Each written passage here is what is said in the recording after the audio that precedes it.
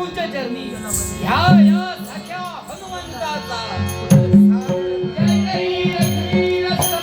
प्रभो चैत्र शुद्ध पौर्णिमेला चित्रा नक्षत्रावर मेष नग्न राशीवर या अंजनी सुताचा जन्म झाला.